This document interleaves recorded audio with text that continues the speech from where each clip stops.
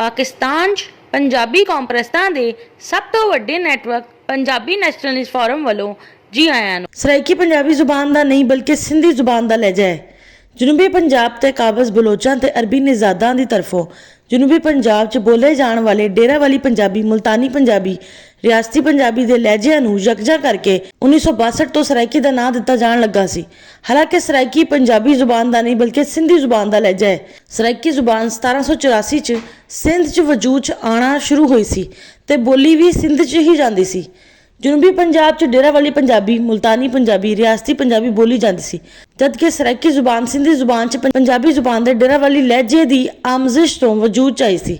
ਦਰਅਸਲ 1784 ਤੋਂ ਲੈ ਕੇ 1843 ਤੱਕ ਸਿੰਧ ਤੇ ਬਲੋਚਾਂ ਨੇ ਕਬਜ਼ਾ ਕੀਤਾ ਹੋਇਆ ਸੀ। ਅੰਗਰੇਜ਼ਾਂ ਨੇ ਸਿੰਧ ਦਾ ਕਬਜ਼ਾ ਸਿੰਧ ਦੇ ਅਸਲ ਵਸਿੰਦੇ ਸਮਾਰਟ ਤੇ ਨਹੀਂ ਬਲਕਿ ਸਿੰਧ ਦੇ ਕਾਬਜ਼ ਬਲੋਚ ਤੋਂ ਹੀ ਲਿਆ ਸੀ ਜੋ ਸਰਾਇਕੀ ਜ਼ੁਬਾਨ ਬੋਲਦੇ ਸੀ। ਜਨੂਬੀ ਪੰਜਾਬ 'ਚ 1555 ਤੋਂ ਮੁਗਲ ਬਾਦਸ਼ਾਹ ਹੁਮਾਯੂੰ ਤੇ ਇਸ ਦੇ ਬਾਅਦ ਮੁਗਲ ਬਾਦਸ਼ਾਹ ਅਕਬਰ ਦੇ ਆਬਾਦ ਕੀਤੇ ਗਏ ਬਲੋਚ ਕਬਾਇਲ ਪੰਜਾਬੀ ਜ਼ੁਬਾਨ ਦਾ ਡੇਰਾ ਵਾਲੀ ਲਹਿਜਾ ਬੋਲਦੇ ਸੀ। ਸਿੰਧ 'ਚ ਅਰਬੀ ਨਿਜ਼ਾਦ ਖਲਵਾੜਾ ਅਬਾਸੀਆਂ ਦੀ ਹਕੂਮਤ ਸੀ।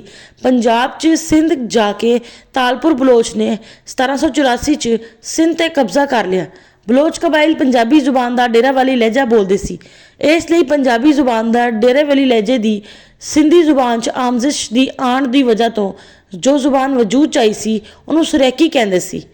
ਸਿੰਧ ਦੇ ਬਲੋਚ ਕਬਜ਼ਾਗੀਰਾਂ ਦਾ 1843 'ਚ ਸਰਾਇਕੀ ਜ਼ੁਬਾਨ 'ਚ ਮਾਰਿਆ ਜਾਣ ਵਾਲਾ ਇਹ ਨਾਰਾ ਜ਼ੁਬਾਨ ਜ਼ਦੇ ਆਮ ਹੈ ਕਿ ਮਰਸੋ ਮਰਸੋ ਸਿੰਧ ਨਾ ਢੈਸੋ।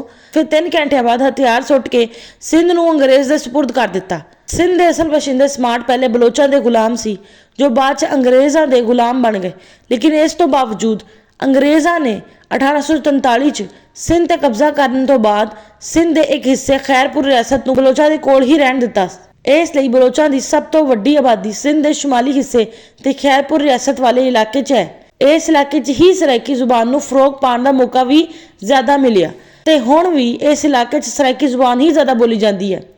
ਸਿੰਧ ਦੇ ਸ਼ੁਮਾਲੀ ਇਲਾਕੇ 'ਚ ਕਰਦਿਸਤਾਨੀ ਨਿਜ਼ਾਦ ਬਲੋਚਾਂ ਤੇ ਅਰਬੀ ਨਿਜ਼ਾਦਾਂ ਦੀ ਸਿਆਸੀ, ਸਮਾਜੀ, ਮੁਆਸ਼ੀ, ਇੰਤਜ਼ਾਮੀ, ਇਕਤਸਾਦੀ ਬਰਾਦਸਤੀ ਵੀ ਹੈ। ਇਸ ਲਈ ਸਿੰਧ ਦੇ ਸ਼ੁਮਾਲੀ ਇਲਾਕੇ ਤੇ ਮੁਸ਼ਤਮਿਲ ਸਰਾਇਕੀ ਸੂਬਾ ਬਣਾਇਆ ਜਾਏ ਤਾਂ ਕਿ ਸਿੰਧ ਦੇ ਸ਼ੁਮਾਲੀ ਇਲਾਕੇ 'ਚ ਰਹਿਣ ਵਾਲੇ ਸਮਾਰਟ ਸਿੰਧੀਆਂ ਦੀ ਤਰਫੋਂ ਬਲੋਚਾਂ ਤੇ ਅਰਬੀ ਨਿਜ਼ਾਦਾਂ ਦੇ ਤਸਲਤ ਤੋਂ ਨਿਜਾਤ ਹਾਸਲ ਕਰਨ ਦੇ ਲਈ ਬਰਾਵੀਆਂ ਪੰਜਾਬੀ ਨਿਜ਼ਾਦ ਸਿੰਧੀਆਂ ਤੇ ਪੰਜਾਬੀਆਂ ਦੀ ਸਿਆਸੀ ਹਿਮਾਇਤ ਤੋਂ ਸਿੰਧ ਦੇ ਸ਼ੁਮਾਲੀ ਇਲਾਕਿਆਂ ਤੇ ਕਬਜ਼ੇ ਇਲਾਕੇ ਤੇ ਸਿੰਧ ਦੇ ਅਸਲ ਬਸ਼ਿੰਦੇ ਸਮਾਰਟ ਦੀ ਹੁਕਮਰਾਨੀ ਕਾਇਮ ਹੋ ਸਕੇ ਤੇ ਸਮਾਰਟ ਸਿੰਧੀਆਂ ਨੂੰ ਬਲੋਚਾਂ ਤੇ ਅਰਬੀ ਨਿਜ਼ਾਦਾਂ ਦੀ ਤਸਲਤ ਤੋਂ ਨਿਜਾਤ ਹਾਸਲ ਹੋ ਸਕੇ, ਜਦ ਕਿ ਸ਼ੁਮਾਲੀ ਸਿੰਧ ਤੇ ਮੁਸ਼ਤਮਿਲ ਸਿੰਧ ਦੇ ਇਲਾਕੇ ਤੇ ਸਰਾਇਕੀ ਸੂਬਾ ਬਣ ਜਾਣ ਤੋਂ ਬਾਅਦ ਜਨੂਬੀ ਪੰਜਾਬ 'ਚ ਸਰਾਇਕੀ ਸਾਜ਼ਿਸ਼ ਕਰਨ ਵਾਲੇ ਬਲੋਚਾਂ ਤੇ ਅਰਬੀ ਨਿਜ਼ਾਦਾਂ ਨੂੰ ਜਨੂਬੀ ਪੰਜਾਬ ਤੋਂ ਕੱਢ ਕੇ ਸਰਾਇਕੀ ਸੂਬੇ 'ਚ ਮੁੰਤਕਿਲ ਕਰ ਦਿੱਤਾ ਜਾਏ।